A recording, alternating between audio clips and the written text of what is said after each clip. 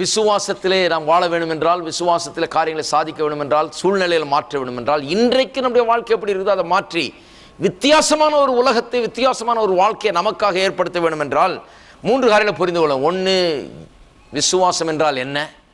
2வது, விசுவாசம் எங்கே இருந்து வருகிறது? 3வது, எப்படி விசுவாசத்தை நான் செயல்படுத்துவது? இதெல்லாம் தான் குறித்து பேச போகிறோம் பாருங்க. விசுவாசம் என்றால் என்ன? அதுதான் இன்றைக்கு இன்னும் கொஞ்சம் ஆழமாக சொல்கிறேன். நான் விசுவாசம்னா என்னன்னு புரிஞ்சுக்கிட்டீங்களா? ஏனென்றால் விசுவாசம் இல்லாமல் தேவனை பிரியப்படுத்துவது கூடாத காரியம். அப்படின்னு சொன்னால் விசுவாசம் இல்லாமல் நான் தேவனுக்கு பிரியமாகவே இருக்க முடியாது. அப்போ நிச்சயமாக நான் விசுவாசம்னா என்னன்னு புரிந்து கொள்வது ரொம்ப அவசியம். ஏனென்றால் அது இல்லாமல் தேவனுக்கு நான் பிரியமாகவே இருக்க முடியாது. ஆனால் இன்றைக்கு பிரச்சனை என்னன்னா, நான் சொன்னது போல விசுவாசம்னா என்னால் தப்பான ஒரு மனப்பான்மை தான் இருக்குது ஒழிய விசுவாசம் என்றால் என்ன என்று சரியாக அநேகர் விளங்கிக் கொள்ளவில்லை. ஆகவே இன்றைக்கு விசுவாசம் என்றால் என்ன என்பதை விளங்கிக் கொள்வதற்கு சில காரியங்களை நான் சொல்ல போகிறேன். முதல்ல இந்த அப்ரோச் எடுப்போம். நம்ம பல வழிகளில் இதை படிக்கலாம். விசுவாசம்னா என்னன்னு, விசுவாசம்னா என்னன்னு கடன்னு நான் சொல்லிட்டு போகலாம். ஆனால் இன்னைக்கு இன்னொரு வழியில் போவோம். விசுவாசம் என்றால் என்ன என்பதை, விசுவாசம்னா என்ன இல்லைன்றதை சொல்லி அதன் மூலமாக காட்டுகிறேன். விசுவாசம் என்றால் என்னன்னு, என்ன இல்லைன்னு பார்த்தோம்னா என்னன்னு விளங்கிடும். விசுவாசம்னா என்ன இல்லை, எது விசுவாசம் அல்ல அப்படின்னு பார்த்தாலே போதும், எது விசுவாசம் என்கிறது நமக்கு தெளிவாய் விளங்கிவிடும். முதலாவதாக, விசுவாசம் என்று சொன்னால் ஏதோ அவ்வப்போது சில அற்புதங்களை வாழ்க்கையில் அனுபவிப்பது என்பது அல்ல. அதல்ல விசுவாச வாழ்க்கை, அது அல்ல விசுவாசம். இதை கொஞ்சம் விளக்கி சொல்லுகிறேன். கிறிஸ்தவர்கள் இன்றைக்கு அவ்வப்போது எங்கேயாவது அற்புத கூட்டத்துக்கு போய் அவ்வப்போது அற்புதத்தை அனுபவிக்கிற கிறிஸ்தவர்கள் தான். ஏதாவது அற்புதம் வேணும்னா எங்கேயாவது ஃபோன் பண்ணி எங்கேயாவது எழுதி போட்டு எங்கேயாவது போய் யாராவது ஊழியக்காரரை பார்த்து ஏதாவது ஒரு அற்புதம் நடக்காதான்னு கேட்டு அவங்க ஜெபம் பண்ணி ஏதாவது பண்ணி ஏதோ ஒரு அற்புதம், ஏதோ ஒரு பிரச்சனைக்கு ஒரு தீர்வு அல்லது ஒரு ஜெபத்துக்கு பதில் உண்டாகுது. இப்படிப்பட்ட வாழ்க்கை தான் அநேக கிறிஸ்தவர்கள் இன்றைக்கு வாழ்ந்து கொண்டிருக்கிறார்கள். அநேக நேரத்தில் ஊழியர்கள்லாம் கூட இதன் அடிப்படையில் தான் நடந்து கொண்டிருக்கிறது. உங்களுக்கு ஏதாவது தேவையா எனக்கு எழுதுங்கள், உங்களுக்கு தேவை இருக்குமானால் எனக்கு எழுதுங்கள், எனக்கு எழுதினால் நான் ஜெபித்து நான் உங்களுக்கு பதிலை பெற்று தருவேன். இப்படிதான் போயிட்டு இருக்கு பாருங்க. இது என்ன பண்றது? ஏன் அப்படி போயிட்டு இருக்குன்னா, இப்படிதான் ஜனங்க இப்ப பதில பெற முடியுது.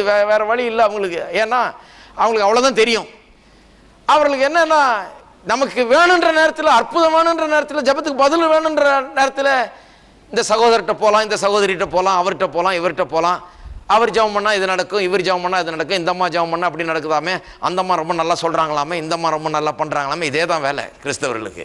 இப்படிதான் வாழ்க்கை. அவங்க நினைச்சிட்டு இருக்காங்க ஃபுல்லா ஒரு அம்மா சொல்றாங்க, நான் ஃபுல்லா ஃபெய்த்ல தாங்க இருக்கிறேன், எது ஒண்ணா உடனே அந்த அம்மாட்ட தான் போறேன் நான். அது ஃபெய்த்தே கிடையாது. கர்த்தருக்கு ஸ்தோத்திரம், கர்த்தர் உங்கள் ஜெபத்துக்கு பதில் அளிக்கிறாரு, அந்த அம்மா ஜெபம் பண்றாங்க, அதுக்கு பதில் வருது, கர்த்தர் அற்புதங்களை செய்கிறார், அதெல்லாம் நான் இல்லைன்னு சொல்லலை. கர்த்தர் இந்த மனுஷர்களை உபயோகப்படுத்துறார், அதெல்லாம் ரொம்ப சந்தோஷம். நான் என்ன சொல்றேன், விசுவாச வாழ்க்கைன்னு என்னன்னு சொல்லிட்டு இருக்கிறேன். விசுவாசி எப்படி வாழணும் அதை பற்றி பேசிட்டு இருக்கிறேன். நல்லா கவனிக்க வேணும், போய் குறை சொல்லக்கூடாது. நான் சொன்னது என்ன அப்படி சொல்லிட்டாரு, அப்படிதான் அது. ஏன்னா இது சொல்றதுக்கு தான் இங்க சபை. நான் இவாஞ்சலிஸ்ட் இல்லை, எதையா ஒன்று சொல்லிட்டு போறதுக்கு. இங்க வார வாரம் நான் போதிக்கிறவன், ஆகவே சரியா சொல்லணும் இதை. ஏனென்று சொன்னால் அதெல்லாம் விசுவாச வாழ்க்கை. ஏதோ நீங்க ஒரு இவாஞ்சலிஸ்ட நாடி போனீங்க அல்லது ஒரு ஊழியக்காரரை நாடி போனீங்க, அவங்க ஜெபம் பண்ணாங்க, உங்களுக்கு பதில் கிடைச்சது, அற்புதம் நடந்தது, சரி ரொம்ப சந்தோஷம், ஒரு அற்புதம் நடந்திருக்கு உங்களுக்கு. இப்ப அடுத்த பிறகு என்ன பண்ண போறீங்க? 6 மாசம் பொறுத்து இன்னொரு அற்புதம் தேவை.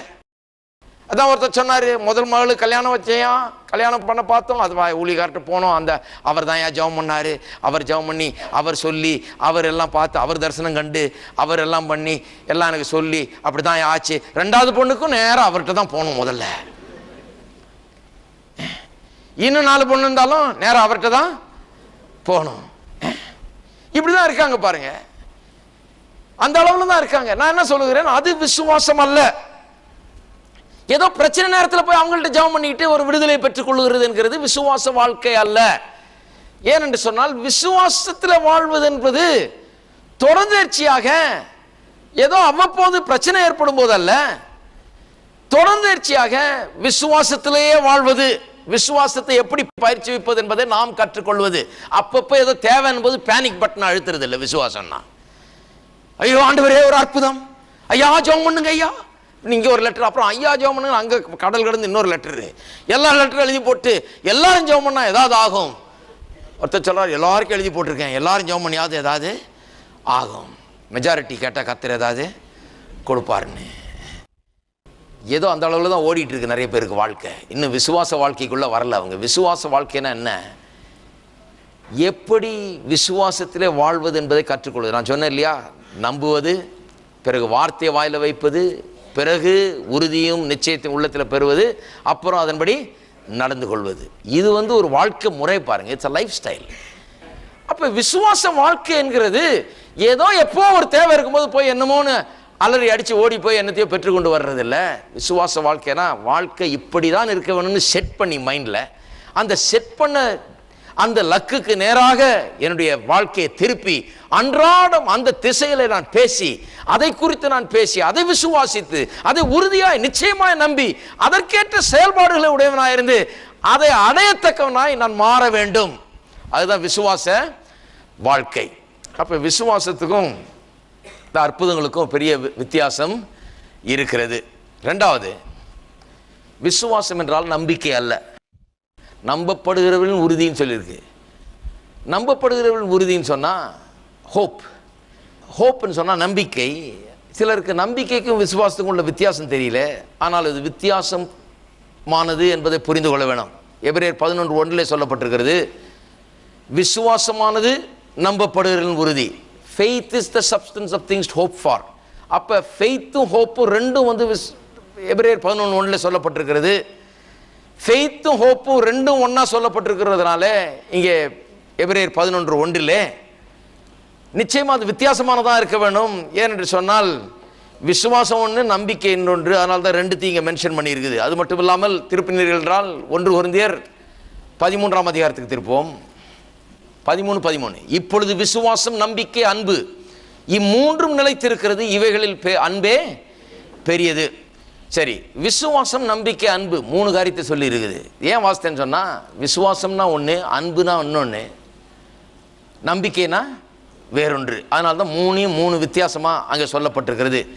விசுவாசம், நம்பிக்கை எல்லாம் ஒன்றுன்னு சொன்னால் அப்படி சொல்ல வேண்டியதில்லை. விசுவாசம், நம்பிக்கை, அன்பு என்று தனித்தனியாக சொல்லியிருக்குது. 3ம் வித்தியாசமான காரியங்கள். விசுவாசமும் நம்பிக்கையும் வித்தியாசமான காரியங்கள். ஏன் இதில் சில நேரத்தில் வித்தியாசத்தை தெரிந்து கொள்கிறதில்லை என்று சொன்னால், விசுவாசம் முதல்ல இந்த தரிசனம் நம்பிக்கையில் ஆரம்பிக்கிறது, பிறகு அது விசுவாசமாகிறது. முதல்ல என்ன பண்ணுகிறோம், ஒரு தரிசனத்தை உடையவர்களாக இருக்கிறோம், ஒரு நம்பிக்கை உள்ளத்தில் வைக்கிறோம், அதுதான் பிறகு நிச்சயம், அதை குறித்த நிச்சயம்தான் விசுவாசம். ஆகவே இது கொஞ்சம் ரொம்ப க்ளோஸ்லி ரிலேட்டடாக இருக்கிறதுனால, ஒன்றோடு ஒன்று ரொம்ப சம்மந்தப்பட்டதாக இருக்கிறதுனால அநேக நேரத்தில் நம்பிக்கையை பற்றி அநேகருக்கு தவறான எண்ணம் வந்துடுது. அவங்க என்ன நினைக்கிறாங்க, நம்புறது தான் விசுவாசம் என்று. நம்பிக்கை வேற, விசுவாசம் வேற. பாருங்க, அநேகர் சொல்லுவாங்க நம்பிக்கையை சில நேரத்தில் ரொம்ப தாழ்வாக நினைச்சிடக்கூடாது, அது விசுவாசம் இல்லைங்கிறதுனால அது தாழ்வாக நினைச்சிடக்கூடாது. சிலர் சொல்லுவாங்க டோன்ட் கெட் யுவர் ஹோப்ஸ் அப் அப்படின்னு சொன்னால், ரொம்ப நம்பிக்கையை ரொம்ப வளர்த்துக்காதீங்க, ஏன்னா அப்புறம் ஏமாந்துருவீங்க. ரொம்ப நம்பிக்கையை வளர்த்துக்கிட்டிங்கன்னா அப்புறம் அது நடக்கலைன்னா ஏமாற்றம் அடைந்துருவீங்க. அதனால் ரொம்ப நம்பிக்கையை அதிகமாய் வளர்த்து கொள்ள வேண்டாம் என்று சொல்வார்கள். ஆனால் என்ன விஷயம்னா, நம்பிக்கை ரொம்ப அதிகமாக வளர்க்க வேண்டியதாக இருக்குது. அதை ஏன் வளர்த்துக்க வேண்டாம்னு சொல்லி பிசாசானவன் பாருங்கள், அவனுக்கு தெரியும், ஏன்னா நம்பிக்கையை வளர்த்துக்கிட்டா அப்புறம் கொஞ்சம் விசுவாசத்தை பற்றி கற்றுக்கிட்டா இந்த நம்பிக்கையை பற்றி பெரிய உறுதியாகிடும், நிச்சயம் உள்ளே வந்துடும். அது உள்ளே வந்துட்டா அப்புறம் செயல்பாடு வந்துடும். அப்புறம் அது வந்துட்டா அந்த நம்பிக்கை எதை நம்பிக்கிட்டு இருக்கிறாங்களோ அதை அடையக்கூட வாழ்க்கையை அது மாறிவிடும் என்று சொல்லி பிசாசுக்கு தெரியும் பாருங்கள். அதனால தான் அவன் என்ன பண்ணுறான், நம்பிக்கை ரொம்ப உயர்த்தி வைக்காதீங்க, ரொம்ப அதிகமாக நம்பாதீங்க, ரொம்ப நம்பிக்கையை வளர்த்துக்காதீங்க, வளர்த்துக்கிட்டிங்கன்னா அப்புறம் அது நடக்கலைன்னா உங்களுக்கு ஏமாற்றம் உண்டாயிடும்னு சொல்லி இப்படி தவறான எண்ணங்களை உள்ளத்தில் வைக்கிறான். ஆனால் நம்பிக்கை ரொம்ப முக்கியம் பாருங்கள். நம்பிக்கை அதிகமாக வளர்க்க வேண்டியதாக இருக்கிறது. உங்கள்கிட்ட கூட ஜனங்க சொல்லுவாங்க ரொம்ப நம்பிக்கையை வளர்த்துக்காதீங்க, டோன்ட் கீப் யுவர் ஹோப்ஸ் அப். டாக்டர்கிட்ட போனீங்கன்னா சொல்லுவாங்க இல்லையா, ரொம்ப வியாதியாக இருக்கிறவங்க ஒன்றுமே செய்ய முடியாதுன்னு சொல்லிடுறாரு டாக்டர். அப்போ சொல்லுவார், போகிற ஆட்கள் சில நேரத்தில் எப்படியும் சரியாயிடுங்க அப்படின்னு அவங்க ஒரு சரியாகணும்னு ஒரு ஆசை அவங்களுக்கு இருக்குது, நம்பிக்கை இருக்குது. அவங்க எப்படி சரியாயிடுங்கன்னு சொன்னால் கூட டாக்டர் மூலமாக கூப்பிட்டு தனியாக சொல்லுவார், ரொம்ப நம்பிக்கையை ரொம்ப வளர்த்துக்காதீங்க, ஏன்னா சரியாயிடும் கடைசியில் சரியாகலைன்னா உங்களுக்கு ரொம்ப ஏமாற்றம் ஆகிடும், ஆகவே ரொம்ப வளர்த்துக்காதீங்க. பிஸ்னஸ் ஆரம்பிக்கும் போது சில சொல்லுவாங்க ரொம்ப நம்பிக்கையை வளர்த்துக்காதீங்க, ஏன்னா ரொம்ப நம்பிக்கையை உயரமாக வளர்த்துக்கிட்டு அப்புறம் அது நடக்கலைன்னா ரொம்ப ஏமாற்றமாக ஆகிவிடும் என்று சொல்லுவாங்க. ஆனால் பாருங்க, அந்த நம்பிக்கை தான் விசுவாசத்துக்கு அடிவேராக இருக்குது பாருங்க. விசுவாசம் வளர்றதுக்கு அதுதான் ஃபர்ஸ்ட் ஸ்டெப்பாக இருக்குது. ஃபர்ஸ்ட் ஸ்டெப்லேயே எல்லாத்தையும் அறுத்து எறியறதுக்கு வேலை நடக்குதாங்க. நம்பிக்கை ரொம்ப முக்கியமான ஒரு காரியம். வேத வசனம் சொல்லுகிறது, நம்பிக்கை என்பது ஆத்துமாவின் நங்கூரம். ஆத்மாவின் நங்கூரம்னா, ஆத்மான்னு சொன்னா மனது. இந்த மனதுக்கு ஒரு நங்கூரம் மாதிரி இருக்குது. நங்கூரம்னா என்ன? ஒரு பெரிய கப்பலை கடல்ல ஒன்று நிறுத்துறாங்க பாருங்க, அந்த நின்ன இடத்துல அது நிக்கணும்னு சொன்னா இந்த நங்கூரத்தை போடுகிறார்கள். அது அப்படியே நிக்குது பாருங்க, தஸ்மா அலையில் அடிச்சுட்டு போறது இல்லை. அநேகருடைய வாழ்க்கை வந்து அலை எப்படி அடிச்சுன்னா இங்கே கப்பல் விட்டீங்கன்னா நாளைக்கு அடுத்த தெருவில் நிற்கும் அது. ஏன்னா எப்படி காத்தடிக்குதோ எப்படி அலை அடிக்குதோ அந்த பக்கம் போய்கிட்டு இருக்கோம். ஆத்மாவில் நங்கூரம் என்று சொன்னால் வாழ்க்கையை வந்து எந்த திசையில செட் பண்றோமோ அந்த திசையில அப்படியே நிற்கும்படியாக ஒரு நங்கூரம் போல நம்பிக்கை செயல்படுகிறது. hope is an anchor for my mind. என்னுடைய மனதுக்கு ஒரு நங்கூரம் மாதிரி இருக்குது. நான் திசை மாறாமல் இருக்கும்படியாக நான் எதை நம்பினேனோ அதன் மேலேயே என் கண்களை வைத்து அதையே நோக்கி கொண்டு அந்த திசையிலேயே நான் செல்லும்படியாக எனக்கு உதவுகிறது என்ன? நம்பிக்கை தான். என் மனதளவில் அது இருக்குது பாருங்க. என் மனதை அது நேரான எந்த திசையில் நான் போக விரும்புகிறேனோ எதை அடைய விரும்புகிறேனோ அதுக்கு நேராக வைக்க உதவுகிறது. அநேருக்கு தான் பாருங்க ஆத்மாவின் நங்கூரம்னா என்னன்னு விளங்கல. அவங்களுக்கு நம்பிக்கை உள்ளத்தில் இல்லை. அதனால தான் போன வருஷம் இப்படி எதிர்பார்த்தாங்க, இந்த வருஷம் அப்படி எதிர்பார்க்கறது இல்லை. ஏன்னா ஒருத்தர் சொல்றாரு, நம்பிக்கையை ரொம்ப வளர்க்கக்கூடாதுன்னு கற்றுக்கிட்டேன் பிரதர். ரொம்ப நம்பிக்கையை வளர்த்துக்கிட்டா அப்புறம் வாழ்க்கையில் பெரிய ஏமாற்றம் வரும்னு கற்றுக்கிட்டேன் அப்படின்றாங்க. ரொம்ப தப்பு அது. வாழ்க்கையில் நம்பிக்கையை வளர்க்க கற்றுக்கொள்ள வேணும். அதுதான் உங்கள் ஆத்மாவின் நங்கூரமாக இருக்குது. என்ன பிரச்சனை வந்தாலும், என்ன அதுக்கு எதிராக என்ன வந்தாலும், எதை நம்பி இருக்கிறீர்களோ அதையே நோக்கி உங்களுடைய வாழ்க்கையை நீங்கள் செலுத்துவதற்கு, உங்கள் மனதை நீங்கள் செலுத்துவதற்கு உங்கள் நம்பிக்கை ஆத்மாவின் நங்கூரமாக இருக்கிறது. அதனால் நம்பிக்கையை பற்றி ரொம்ப சர்வசாதாரணமாக சொல்லிடக்கூடாது. நீங்கள் அதை வந்து ரொம்ப லேசாக எண்ணி விடக்கூடாது. அதனால தான் பாருங்கள், ரிட்டையர் ஆகிறவங்களை பாருங்கள், வேலையில் சேரும்போது அதே ஆட்கள் 35 வருஷத்துக்கு முன்னால் வேலையில் சேர்ந்துருப்பாங்க. 25 வயசில் பார்த்தீங்கன்னா அவங்க போய் எப்படி சேர்ந்தாங்க? ஒரு பெரிய தரிசனத்தோடு எங்கேயாவது எங்கேயாவது தமிழ்நாட்டில் எங்கேயாவது மூலையில் கிராமத்துலேருந்து வந்திருப்பாங்க. சென்னையில் வந்து இறங்கி தங்க இடம் இல்லாமல் அது இல்லாமல் இது இல்லாமல் ஒருத்தர் சொல்கிறார், ரோட்டில் 2 இட்லியை வாங்கி சாப்பிட்டுட்டு இருந்தேயா அப்படின்னாரு. இன்னைக்கு பெரிய ஆஃபீஸர் ஆகிட்டார் பாருங்க. இன்றைக்கி அவ்வளோ ஒரு பெரிய தரிசனம். வந்து இங்கே இப்போ எக்ஸாம் எழுதி, ஐபிஎஸ் எக்ஸாம் எழுதி, அது எழுதி இது எழுதி பெரிய அவ்வளவு ஒரு பெரிய தரிசனத்தோட ஐஏஎஸ் எழுதணும், அது எழுதணும், இது எழுதணும் எழுதுகிறாங்க. அவங்கெல்லாம் பாருங்கள், சாதாரண ஒரு கிராமத்திலேருந்து அல்லது ஒரு சாதாரண பின்னணியிலிருந்து காசு ரொம்ப இல்லாமல் பெரிய வசதி எதுவும் இல்லாமல் இந்த ஊருக்குள்ளே வந்து அவங்களுக்கு ஒரே நம்பிக்கை, எப்படியாவது நான் வாழ்க்கையில் உயர்ந்துடணும், எப்படியாவது ஒரு நல்ல வேலைக்கு வரணும், எப்படியோ ஒரு நல்ல ஒரு அந்தஸ்துக்கு வரணும். எத்தனை பேர் நினைக்கிறீங்க அது நல்லதுன்னு? விசுவாசம் பாருங்கள், ஆவிக்குரிய விதத்துலையும் வேலை செய்யுது, சாதாரணமாக வேலை செய்யுது. அதனால தான் விசுவாசத்தை பற்றி நிறைய பேர் எழுதிட்டு இருக்கிறாங்க உலகத்தார் கூட. அவங்களுக்கே தெரியுது எப்படி வேலை செய்யுதுன்னு. இப்படி தான் மனுஷன் வேலை செய்யும்படியாக ஏங்கும்படியாக கர்த்தர் வச்சிருக்கிறார் பாருங்க. வந்து இந்த ஊரில் கடந்து எத்தனையோ பேர் வியாபாரிகள்லாம் நான் பார்த்துருக்கிறேன். சிலர்லாம் வந்து ரோட்டில் படுத்து கிடந்து அங்கேருந்து வியாபாரத்தை ஆரம்பித்து இன்றைக்கி மாளிகையெல்லாம் கட்டியிருக்காங்க. இன்றைக்கி நல்லா இருக்காங்க. ஏன்னு சொன்னால் அவர்கள் வரும்போதும் அவர்களுக்குள்ள ஒரு பெரிய நம்பிக்கை இல்லைங்களா? என்ன நம்பிக்கை? நான் எப்படியாவது வந்துடுவேன், எப்படியாவது அதை அடைஞ்சே தீர்வேன், எப்படியாவது நான் நன்றாக இருப்பேன், எப்படியாவது என்னுடைய ஏழ்மைத்தனம், என்னுடைய இல்லாமை, என்னுடைய வறுமை இதையெல்லாம் போக்குகிற அளவுக்கு நான் நல்லா படித்து வாழ்க்கையில் முன்னேறுவேன் என்று சொல்லி அப்பேற்பட்ட ஒரு வாஞ்சையோடு தரிசனத்தோடு வர்றாங்க. அந்த தரிசனம் தான் அவங்க ரோட்டில், பஸ் ஸ்டாண்டில், அங்கே ரயில்வே ஸ்டேஷனில் படுத்து கிடந்தா கூட, கொசு கடிச்சா கூட ஒன்றும் தெரிய மாட்டேங்குது. ஏன்னா தரிசனம். கொசு கடிச்ச உடனே அடுத்த நாளே பஸ் ஏறி வீட்டுக்கு திரும்பி, கிராமத்துக்கு திரும்பி போகிற ஆள் வந்து தரிசனம் இல்லைன்னு அர்த்தம். வீட்டில் போனோன்னே என்னன்னு கேட்குறாங்க, ஐயோ அங்கே கொசு, மெட்ராஸ் கொசு என்ன தெரியுமா, பெரிய பெரிய கொசுவாக இருக்குது, அங்கே கொளுத்த கொசு, அது கடிக்கிற கடியில் ஆளையே சாப்பிட்டும் போல இருக்கு உயிரோட, என்னால் முடியாதுமா, அங்கெல்லாம் போய் நான் இருக்க முடியாது. சில ஆளுங்க அப்படி இருக்காங்க. ஒருத்தர் சொல்கிறாரு பாருங்க, ஐயோ அங்கே போய் எனக்கு அந்த சாப்பாடெல்லாம் எனக்கு ஒத்து வரலைங்க, நம்ம கிராமத்தில் நல்லா வீட்டில் ருசியாக நறுக்குன்னு சமைச்சு போடுவாங்க, இப்படி சாப்பிட்டே பழக்கமாயிடுச்சு, இப்படியே கிராமத்தில் வந்து அப்படியே சாப்பிட்டுட்டே இருக்கலான்னு போகிறாரு அவர். இன்னும் கொஞ்ச நாள் ஆனால் சாப்பாடு போட மாட்டாங்க அங்கே, காசு இல்லைன்னா. அது தெரிய மாட்டேங்குது. தரிசனம் இல்லை வாழ்க்கையில், ஆத்மாவில் ஒரு நங்கூரம் இல்லை. நம்பிக்கை தான் நங்கூரம். ஒரு நம்பிக்கை வாழ்க்கையில், ஒரு நம்பிக்கை இருக்கும்போது அது நங்கூரமாக இருக்கிறது. நம்பிக்கை இல்லாதனால இந்த திசையில் தான் நான் போகணும், என்ன பிரச்சனை வந்தாலும் சரி, என்ன கஷ்டம் வந்தாலும் சரி, என்ன வந்தாலும் சரி, இதை விடுறதில்லை, எப்படியாவது அடையணுன்ற பெரிய நம்பிக்கையில் வந்து தான் அநேகம் பேர் சாதாரண ஆட்களாக வந்து இன்றைக்கி பெரிய பெரிய ஆட்களாக இன்றைக்கு இருக்கிறார்கள். ஏன்னா அவருடைய நம்பிக்கை அவருடைய ஆத்மாவுக்கு நங்கூரமாக இருக்கிறது, அப்படியே நிற்க வைக்குது அந்த இடத்துல. இதை படிப்பேன், இப்படி இருப்பேன், இதுக்கு செல்லுவேன், இப்படி தான் இருக்கணும் என் வாழ்க்கை அப்படிங்கிற ஒரு ஸ்டெடினஸ் வந்துடுது, ஒரு ஸ்டெட்ஃபாஸ்ட்னஸ் வந்துடுது, ஒரு உறுதி உள்ளத்திலே உண்டாகிடுகிறது. ஆத்துமாவின் நங்கூரம்னா அதுதான். அதே ஆளுங்க பாருங்கள், ரிட்டையர் ஆகிறப்ப பார்த்தீங்கன்னா அப்படியே ஆள் மாறிடுறாங்க. இப்போ நல்லா வேலை செஞ்சாச்சு, நல்லா எல்லாம் பண்ணியாச்சு, பெரிய பதவியெல்லாம் அடைஞ்சாச்சு, இப்போ ரிட்டையர்மெண்ட் வந்துச்சு. ரிட்டையர்மெண்ட் வந்த உடனே அவங்களை எப்படி அதை அடாப்ட் பண்ணுறதுன்னு தெரிய மாட்டேங்குது. ரிட்டையர்மெண்ட் வருதுன்னொடனே சோர்ந்து போயிடுறாங்க. அடுத்த வருஷம் ரிட்டையர்மெண்ட்னு இந்த வருஷமே ஆரம்பிச்சிருது டவுன்வேர்டு. அப்படியே போச்சுங்க, அவ்வளோதாங்க, என்ன வந்தாச்சு எல்லாம் ரிட்டையர்மெண்ட்டு. இப்போ அடுத்த வருஷம் எல்லாம் மூடிட வேண்டிதான் ரிட்டையர்மெண்ட்டு. அந்த ரிட்டையர்மெண்ட்டு வாங்கி எல்லாம் மாலைகள்லாம் போட்டாங்க, எல்லாம் பெரிய அமக்களெல்லாம் பண்ணி ஃபேர்வெல் கொடுத்து அனுப்பிச்ச உடனே வீட்டுக்கு வந்தோன்னா அதே சோர்வு அப்படியே. ஏன்னு சொன்னால் இனிமேல் அடுத்த ஸ்டெப்பு நான் என்ன பண்ண போகிறேன் என்பதை குறித்த நம்பிக்கை இல்லை. பார்த்தீங்களா, நம்பிக்கையெல்லாம் முடிஞ்சு போச்சு. அவங்களுடைய தரிசனம் என்ன? வேலையை சேரணும், வேலையில் சேர்ந்து பெரிய ஆளாகணும், பெரிய பதவிக்கு வரணும், நல்லா இருக்கணும். சரி, இருந்தாச்சு. 58 வயசு ஆயிடுச்சு.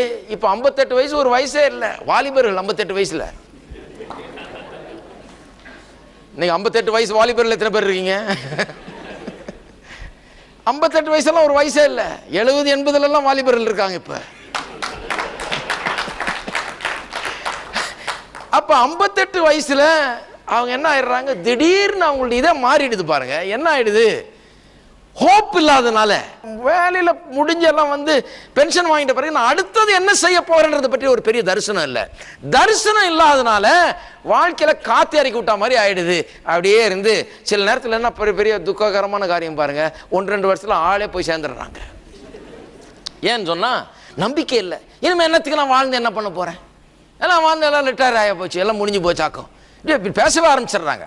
இப்போ வந்து சில நேரத்தில் என்ன பண்றாங்க, நம்பிக்கை இல்லைன்றது மட்டுமல்ல, நம்பிக்கையை வந்து சாவின் மேலே செலுத்துகிறார்கள், நம்பிக்கையை வந்து போறது மேலே செலுத்துறாங்க. இனிமே அடுத்தது பரலோகம். பாருங்க, கேட்டால் சொல்லுவாங்க ரிட்டையர் ஆனோன்னு அடுத்த நாளே சொல்லுவாங்க, அவ்வளோதாங்க ரிட்டையர் ஆயிடுச்சுங்க, அவ்வளோதாங்க, இனிமேல் போய் ஆண்டவர்கிட்ட போய் சேர வேண்டித்தான் அப்படின்னு இப்படி பேச ஆரம்பிச்சிருவாங்க. அந்த டைரக்ஷனில் நெக்ஸ்ட் ஸ்டெப்பு. இப்போ அவங்களுடைய நங்கூரம் எங்கே இருக்குது, இப்போ நேரம் அங்கே செட் பண்ணியாச்சு. நல்ல கிறிஸ்தவர்கள் தான், அங்கே போகிறதுல செட் பண்ணியாச்சு. இப்போ அங்கே போய் தான் ஆகணும். இப்போ எங்கே போகிறதுக்கு திருப்பினீங்களோ அங்கே போய் தான் ஆகணும். அதனால தான் அந்த பக்கம் திருப்பிடாதீங்க. ஆண்டவர் சொல்றாரு, இந்த பக்கம் திருப்பாதே, அந்த பக்கம் திருப்பு, இன்னும் அதிகமாக வச்சிருக்கேன் உனக்கு. இதோட முடிஞ்சிடலாம். 58 வயசு தான் ஆகுது. அடுத்தது என்ன பண்ண வேணும்னு யோசி. வாழ்க்கையின் ஒரு கட்டம் முடிகிறது, இன்னொரு கட்டம் ஆரம்பமாகிறது. ஒரு கட்டத்தை வெற்றிகரமாக முடிச்சா அடுத்த கட்டத்தில் நீ என்ன பண்ண போகிறாய், அதற்குரிய ஒரு தரிசனத்தை அந்த நாள் வர்றதுக்கு முன்னாலேயே ஏற்படுத்தி உள்ளத்தில் வை. இன்னும் விசுவாசத்துல தான் நீ வாழணும். கடைசி வரைக்கும், வாழ்நாள்ல கடைசி நாள் வரைக்கும் விசுவாசத்தில் நம்பிக்கையை முன்வைத்து எதையோ அடைய வேண்டும் என்று சொல்லிதான் வாழ வேண்டும்.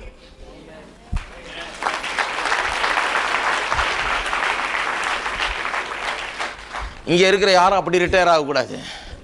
என்கிட்ட வந்து ரிட்டையர் ஆயிட்டம் பிரதர் அப்படி சொல்லக்கூடாது. ரிட்டையர் ஆயிட்டம் பிரதர், இப்போ அடுத்த ஸ்டெப்பு,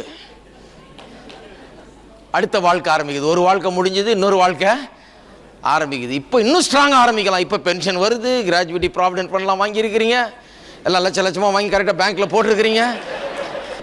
அப்போ வந்து 2 இட்லி சாப்பிட்டுட்டு பிரசவாகத்தில் நின்றுக்கிட்டு தெருவில் நின்று சாப்பிட்ட நிலையில் இல்லை. இப்போ ஜோராக இருக்கிறீங்க ஆள்.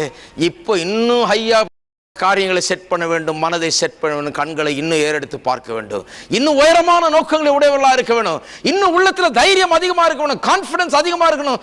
ஏனென்றால் தேவன் நல்லவர் என்பதை ருசித்து பார்த்திருக்கிறீர்கள், எல்லாம் நன்மை அடைந்திருக்கிறீர்கள்.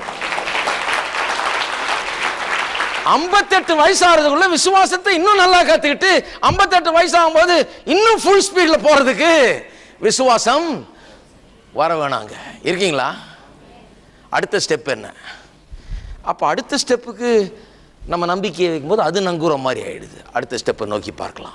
சிலர் இப்படியே செட் பண்ணுறதே ரொம்ப தப்பு. அவங்க என்ன சொல்கிறாங்க, இன்னொரு 10 வருஷம் கழிச்சிட்டுனா போதும்யா, 50 ஆயிடுச்சு, என்ன 58 வரைக்கும் இன்னும் 8 வருஷம் அது கழிச்சிட்டுனா அதுக்கப்புறம் அவ்வளோதான். என்ன அவ்வளோதான்? இவங்களே அவ்வளோதான் சொல்லிக்க வேண்டியது, அப்புறம் அவ்வளோதான் ஆயிடுது. அது ஏன்னா சொன்னபடியே ஆகும். இவர் மனைவி கிட்ட வந்து அவ்வளோதான், நம்ம அவ்வளவுதான் அப்படின்னா மனைவி ஆமாங்க நம்ம அவ்வளவுதான், நம்ம வாழ்க்கை முடிஞ்சு போச்சு. நிறைய வீட்டில் அப்படிதான் நடக்குது பேச்சு, நம்ம வாழ்க்கை முடிஞ்சு போச்சு, இனிமே பிள்ளைகளுடைய வாழ்க்கை. அதே மாதிரி பிள்ளைகள் வாழ்ந்துருக்கிறாங்க. இவங்க அவ்வளோதான். ஏன்னா இவங்க தானே சொன்னாங்க, அந்த பக்கம் செட் பண்ணி வச்சு. இருக்கீங்களா? ஹலோ, நிறைய பேருக்கு ஏன்டா நீ கோயிலுக்கு வந்தோன்னு ஆயிடுச்சு. போய் நிம்மதியாக உட்காந்து ஒரு பிரசங்கத்தை கேட்டு வரலான்னு மனுஷன் சும்மா விட மாட்டார் போல இருக்கு. ரிட்டையர்மெண்ட் ஆகிட்டு பேசாமல் கிடக்கலான்னு பார்த்தேன். இங்கே வந்து உட்காந்தா இவர் இந்நேரத்துக்கு இதை பேசிக்கிட்டு இருக்கிறார். ரிட்டையர்மெண்ட் ஆனவங்க மட்டும் இல்லை, ரிட்டையர் ஆக போகிறவங்களுக்கும் சொல்கிறேன், இப்போவே செட் பண்ணுங்க. கண்களை ஏறெடுத்து பாருங்கள். எல்லைக்கு வந்துடல, எல்லைக்கு இன்னும் ரொம்ப தூரம் இருக்குது. கால் மிதிக்கிற இடமெல்லாம் கர்த்தர் உங்களுக்கு கொடுப்பேன்னு சொல்கிறாரு. நீங்கள் எதை விசுவாசிக்கிறீர்களோ அதை அடையலாம். அதுக்காக மைண்டையும் உங்கள் உள்ளத்தையும் செட் பண்ணுங்கள். விளங்குதா? விசுவாசத்துக்கும் நம்பிக்கைக்கும் பெரிய வித்தியாசம் இருக்குது பாருங்க. நம்பிக்கை ரொம்ப அவசியம். நம்பிக்கையை சாதாரணமாக நினச்சிடாங்க. அதனால தான் சொல்கிறேன், வித்தியாசம் இருக்குது. ஆனால் நம்பிக்கை ரொம்ப சாதாரணம் கிடையாது. நம்பிக்கை ரொம்ப இதுக்கெல்லாம் அஸ்திபாரமாக இருக்கிறது. சிலர்லாம் நம்பிக்கை வேணாங்க, நம்பிக்கை வளர்த்துக்காதீங்கன்னு சொல்லுவாங்க. இல்லை இல்லை, நல்லா வளருங்க நம்பிக்கையை ரொம்ப அதிகமாய் வளருங்கள்.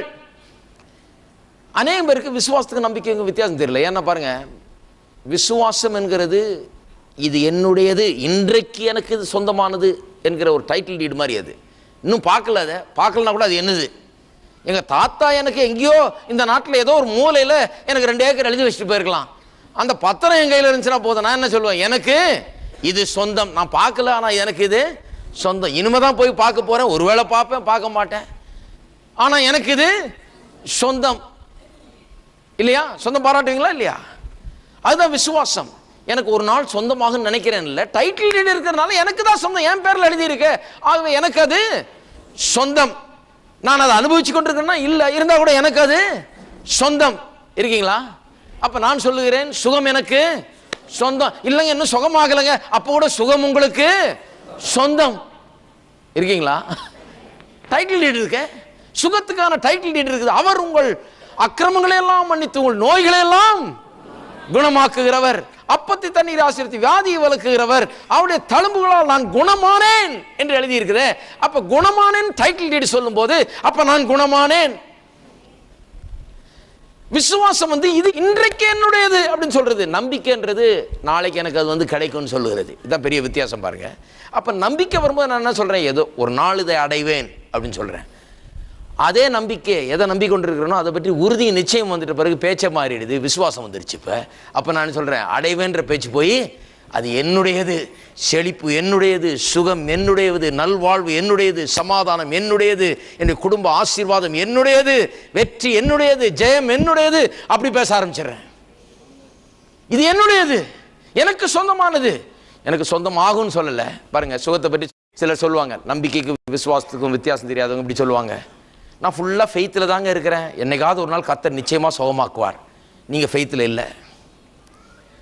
ஏன்னா ஃபெய்த்தில் இருந்தீங்கன்னா எப்படி சொல்லுவீங்க, அவருடைய தழும்புகளால் நான் குணமானேன். உடம்பெல்லாம் வலிக்குதுங்க, இருந்தாலும் கர்த்தருடைய வார்த்தை சொல்லுது, அவருடைய தழும்புகளால் நான் குணமானேன்னு சொல்லி. ஆகவே நான் குணமானேன், அதுதான் எனக்கு டைட்டில் டீடு. வியாதியாக இருக்கிறேன், ஆனால் வசனம் சொல்லுது நான் குணமானேன்னு சொல்லி, ஆகவே நான் குணமானேன். நான் வியாதியாக இருந்தால் கூட நான் குணமானேன்னு சொல்லுகிறேன். ஏன்னா அதுதான் என்னுடைய டைட்டில் டீட் சொல்லுகிறது. இருக்கீங்களா? நான் கொஞ்சம் அமைதல் ஆயிட்டீங்க டக்குன்னு. டைட்டில் டீட் அதுதான் சொல்லுது, நான் குணமானேன்னு சொல்லி. வேதத்தில் எங்கேயும் நம்ம குணமாக்க போறாருன்னு சொல்லவே இல்லை. வாஸ்து பாருங்க நீங்க. அவர் நம்முடைய நோய்களை ஏற்றுக்கொண்டு நம்முடைய வேதனைகளை சுமந்தார், அப்படிதான் சொல்லியிருக்க ஒழிய என்னைக்காவது சுமப்பார் என்றோ, என்னைக்காவது விடுவிப்பார் என்றோ, என்னைக்காவது சுகமாக்குவார் என்றோ சொல்லி இல்லை. அவருடைய தழும்புகளால் நாம் குணமாவோம்னு சொல்லி இல்லை, குணமானோம் என்று தான் சொல்லியிருக்கு. அப்போ அதுதான் விசுவாசம் பாருங்க. விசுவாசத்துக்கும் நம்பிக்கைக்கும் பெரிய வித்தியாசம் இருக்கிறது. விசுவாசம்னா என்னன்னு விளக்கி காண்பிக்க பார்க்குறேன். அதனால தான் சொல்லிகிட்டே வரேன். விசுவாசம் ஏதோ என்றைக்கோ ஒரு நாள் அற்புதம் நடக்கிறது, என்றைக்கோ ஒரு நாள் ஒரு பெரிய அற்புதத்தினால ஒரு விடுதலையோ ஒரு சுகமோ கிடைச்சது, அது இல்லை விசுவாச வாழ்க்கை. விசுவாச வாழ்க்கைனா அன்றாடம் விசுவாசத்தில் வாழ்ந்து ஒரு திசையை நோக்கி அந்த வாழ்க்கையை நாம் செலுத்துவது, அதை அடைவது, அது கன்சிஸ்டண்ட்டாக ஒவ்வொரு நாளும் அப்படியே வாழ்வது. என்றைக்கோ ஒரு நாள் வேணுன்றப்ப போய் அதை வாங்கிக்கிறது இல்லை. ரெண்டாவதாக என்ன சொன்னேன், விசுவாசத்துக்கு நம்பிக்கைக்கும் பெரிய வித்தியாசம் இருக்குது. நம்பிக்கைங்கிறது மனதுக்கு அடுத்தது, ஆத்மாவின் நங்கூரமாக இருக்குது. நம்முடைய மனதை நாம் அடைய விரும்புகிற காரியங்கள் மேலே அப்படியே செட் பண்ணி வைக்குது, கான்சென்ட்ரேட் பண்ண வைக்குது, அதை அடையும்படியாக. அதன் மூலமாக விசுவாசத்தில் நம்ம அடைய முடிகிறது. விசுவாசம் என்கிறது வித்தியாசம். அது இது எனக்கு சொந்தங்கிற டைட்டில் டீட். அது நம்பிக்கை நாளைக்கு எனக்கு சொந்தமாகும்னு சொல்லுது. விசுவாசம் என்ன சொல்லுது? இது எனக்கு இப்போ சொந்தம் என்று சொல்லுகிறது.